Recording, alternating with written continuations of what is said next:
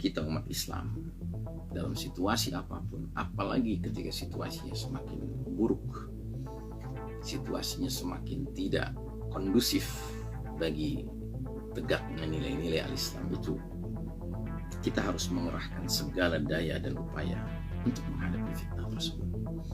Dan tentunya pengertian daya dan upaya itu dengan tetap tamassuk bid-din, tetap berpegang teguh kepada ad-din, tidak menyerah kepada pemaksaan nilai-nilai jahiliyah, nilai-nilai kekufuran yang diterapkan oleh mereka yang memiliki otoritas, terutama yang dalam hal ini kita pun sadar kita sedang menjalani babak di mana pemangku otoritas adalah mereka yang diistilahkan Nabi Muhammad SAW sebagai para mulkan jabriyah, para penguasa yang memaksakan kehendak mereka.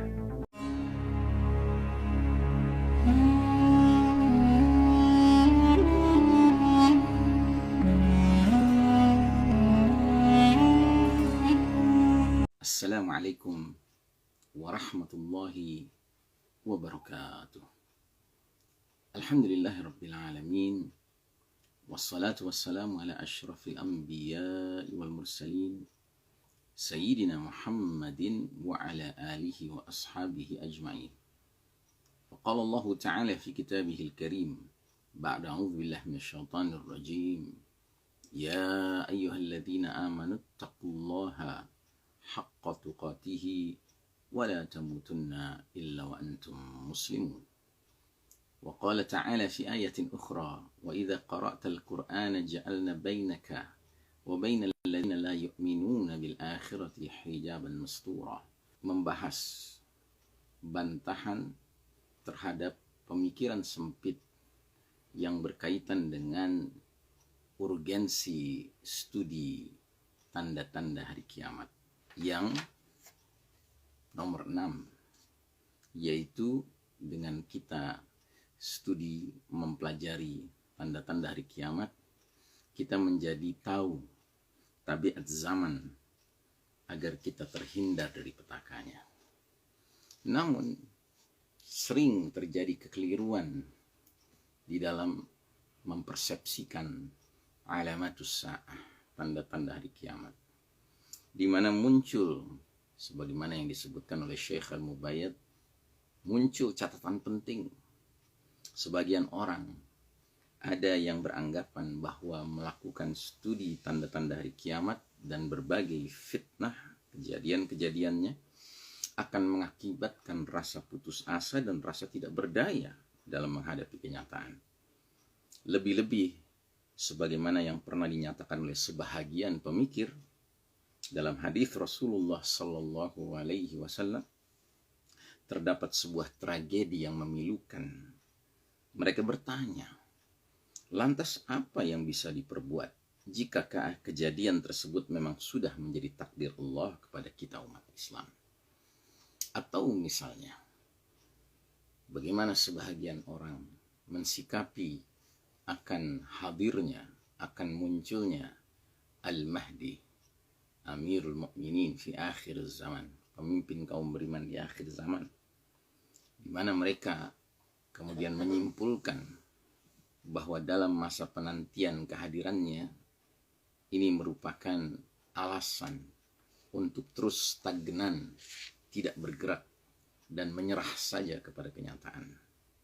Mereka berdalih kerusakan dan kezaliman memang harus terjadi dan memang kondisinya harus dibuat semakin parah sebagai jalan mempermudah, membuka, memuluskan bagi kemunculan Imam Mahdi dan turunnya Isa alaihissalam yang nantinya akan mengubah kondisi tersebut. Atau dalam bahasa yang lebih tandas lagi, mereka mengatakan, maka dari itu tidak ada gunanya melakukan usaha atas takdir yang telah menimpa diri kita. Nah, bagaimana kita membantahnya? Hari ini kita membahas bantahan yang pertama.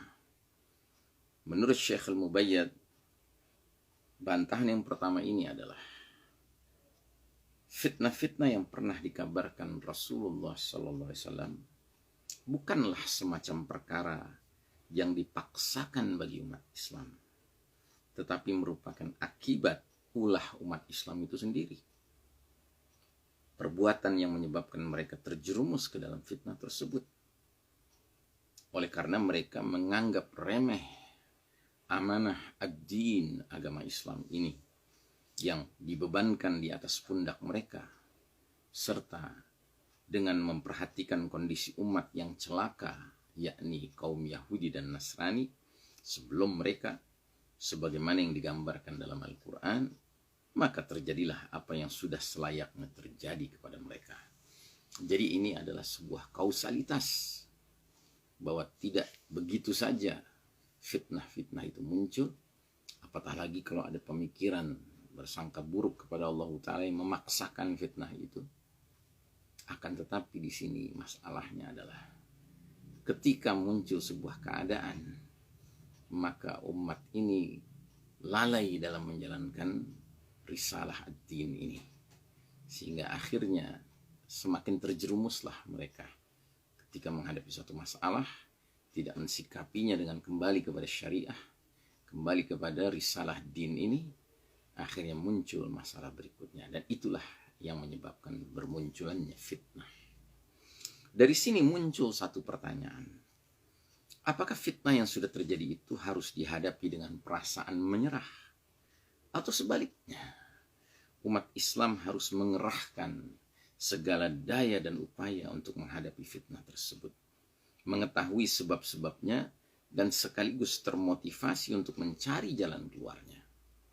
Apakah para generasi awal, para sahabat radhiyallahu anhum ajmain, juga memahami gambaran takdir sebagai sikap pasrah karena tidak berdaya?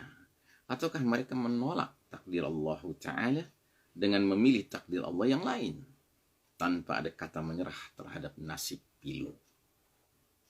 Kita semua tahu bahwa para sahabat justru menghadapinya dengan langkah kaki yang mantap untuk mengubah kondisi yang memilukan. Sedikit pun tidak ada kata menyerah atas berbagai tekanan musuh-musuh.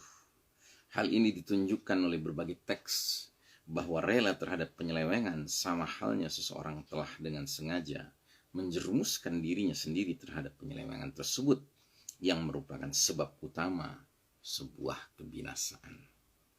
Ketika Rasulullah Shallallahu Alaihi Wasallam mengabarkan berbagai fitnah yang akan terjadi dengan berbagai detail peristiwanya, sebenarnya beliau bermaksud memperingatkan umatnya, menyuruh agar waspada, serta memotivasi mereka untuk bergerak mengubah kondisi tersebut. Sungguh di dalam diri Rasulullah Sallallahu Alaihi Wasallam dan para sahabat radhiyallahu anhum ajmain terdapat uswatun hasanah, suri tauladan. Meski pada permulaan dakwah penyebaran Islam mereka ditimpa musibah yang amat memilukan, namun dalam kondisi yang demikian mereka justru melipat gandakan usaha untuk melakukan perubahan. Saudaraku rahimakumullah, karenanya inti daripada bantahan pertama ini adalah kita umat Islam dalam situasi apapun, apalagi ketika situasinya semakin buruk, situasinya semakin tidak kondusif bagi tegaknya nilai-nilai al-Islam itu, kita harus mengerahkan segala daya dan upaya untuk menghadapi fitnah tersebut. Dan tentunya pengertian daya dan upaya itu dengan tetap tamassuk bid-din, tetap berpegang teguh kepada ad-din, tidak menyerah kepada pemaksaan nilai-nilai jahiliyah, nilai-nilai kekufuran yang diterapkan oleh mereka yang memiliki otoritas, terutama yang dalam hal ini kita pun sadar kita sedang menjalani babak di mana pemangku otoritas adalah mereka yang diistilahkan Nabi Muhammad SAW sebagai para mulkan jabriyah, para penguasa yang memaksakan kehendak mereka. Saudaraku rahimakumullah, manjadda wajad, barang siapa yang punya kesungguhan, dia akan mendapatkan apa yang dia inginkan. Dan jangan hendaknya kita berputus asa. Wala tahinu wala tahzanu wa antumul a'launa in kuntum mu'minin. Janganlah kamu merasa hina, janganlah kamu bersedih hati, sedangkan kamu adalah orang-orang yang tertinggi derajatnya di sisi Allah Ta'ala, dengan syarat in kuntum mu'minin, jika kalian benar-benar beriman. Berimanlah kepada Allah Ta'ala, Malikus samawati wal ard, rajanya langit dan bumi. Bila Allah Ta'ala telah menjadi tempat bergantung seseorang, niscaya Allah akan memperlihatkan kekuasaannya kepada orang tersebut, bahwa sehebat apapun musuh-musuh berusaha memaksakan dirinya untuk bermaksiat, untuk menolak syariat Allah Ta'ala, tapi bila Allah berkehendak dan memilihnya sebagai hambanya yang karena kesungguhannya berloyalitas, berwala, taat kepada Allah Ta'ala, maka Allah pun akan memberikan dia jalan. Kalau sekarang jalannya tidak tampak, bukan berarti tidak ada, tetapi belum tampak.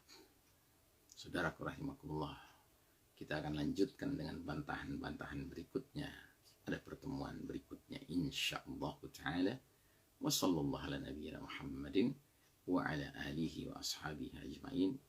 Wassalamualaikum warahmatullahi wabarakatuh.